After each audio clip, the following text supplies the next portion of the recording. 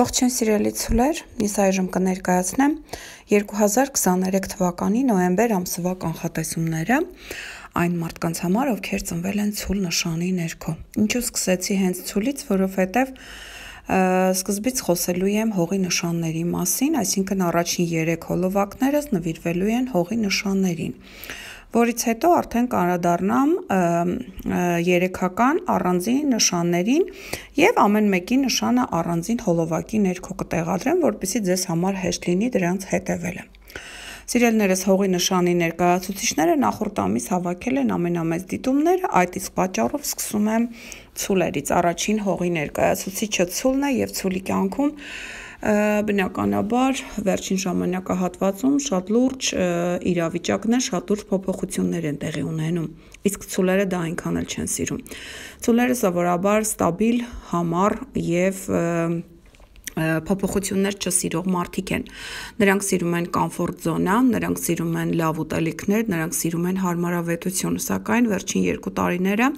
հոկտեմբերը ներառյալ նրանց համար եղել են շատ լուրջ փոփոխությունների, լարվածության, սթրեսների,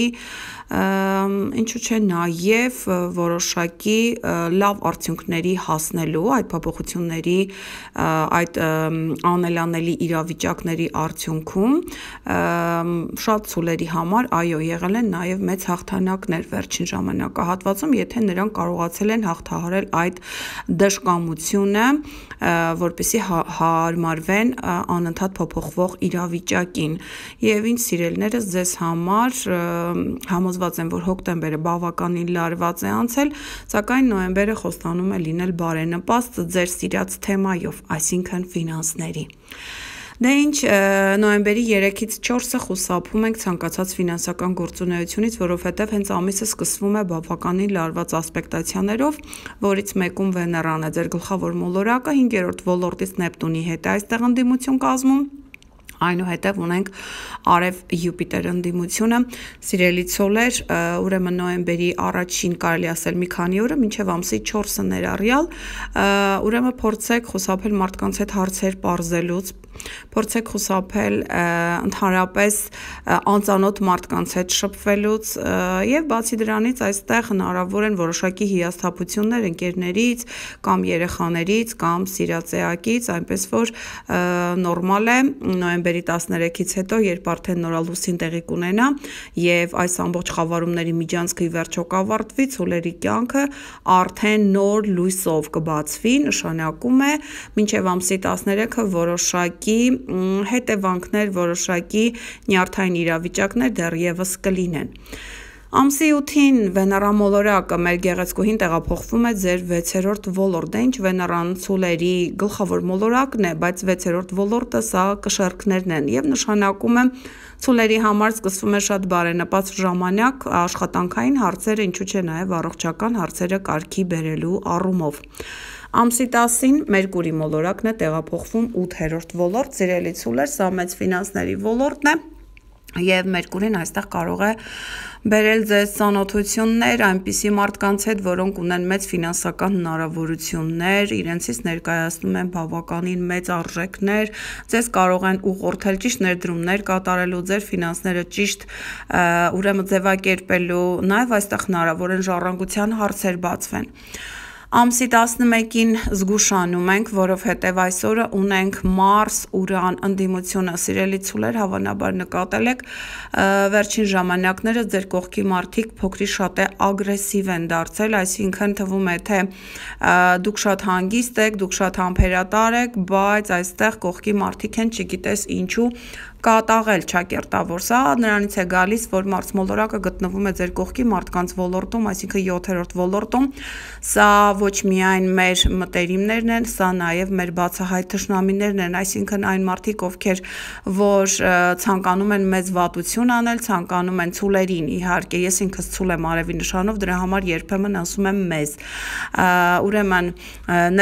նրանք արդեն ի ցույց են դնում իրենց թշնամական վերաբերմունքը եւ ամսի 11-ին ուշադիր եղեք, որպեսզի ոչ մի կոնֆլիկտի մեջ չներքաշվեք։ Ամսի 13-ից նորալուսին է տեղի ունենում 7-րդ ոլորտում եւ արդեն 13-ից հետո կարելի է ասել, որ ցուլերի կյանքը սկսում է ուրեմն իր բնականon ընթացքը եւ այստեղ նորալուսնից հետո բավականին շատ հաճախորդներ, եթե սպասարկման ոլորտում եք, նոր ծանոթություններ, նաեւ նոր սեր կարող է այցելել ձեր կյանք, ամսի 13-ից հետո ցուլերի մոտ մեկ այլ զարթոնք է սկսվում։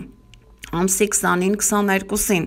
այս ժամանակահատվածը շատ լավ ասպեկտացիաների օրեր են, բոլոր հաջող գործարքները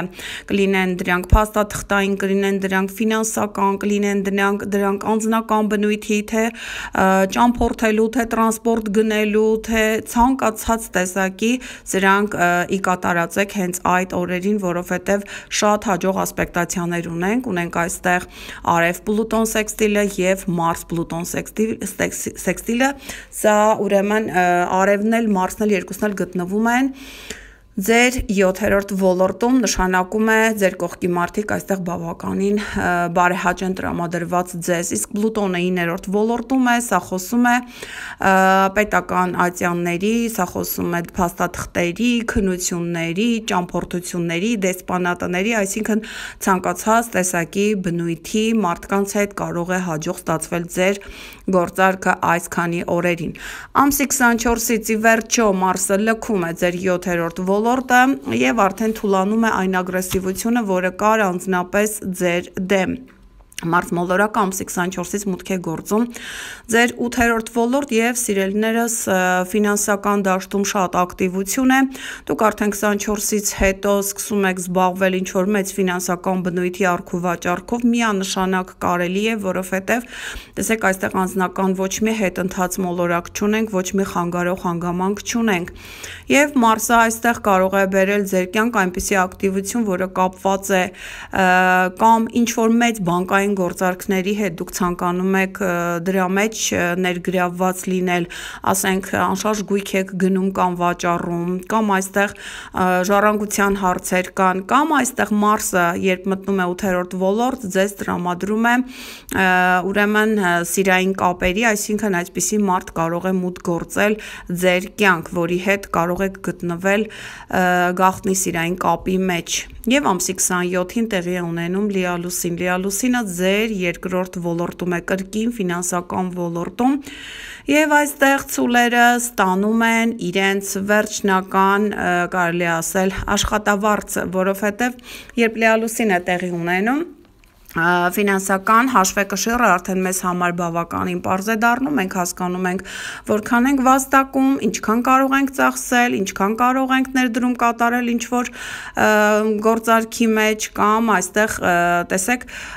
լիալուսին նշանակում է սովորաբար, որ ինչ-որ մի բան պետք է հանգուցալուծվի, միգուցե երկար ժամանակ ինչ-որ մեկը ձեզ պարտքեր, ինչ-որ գումար այստեղ բերում տալիս է, կամ ասենք երկար ժամանակ չեք ստացել ձեզ հասանելիք աշխատավարձը, գումարը եւ այժմ ամսի 27-ին կամ նրա մոտակա օրերին ստանում եք այդ գումարը եւ այս հարցը պետք է մեկընդմիշտ հանգուցալուծվի ձեզ համար։ Դե այն սիրելիներս այսքանը նոյեմբեր ամսվա համար, կհանդիպենք հաջորդ հոլովակում։ Առայժմ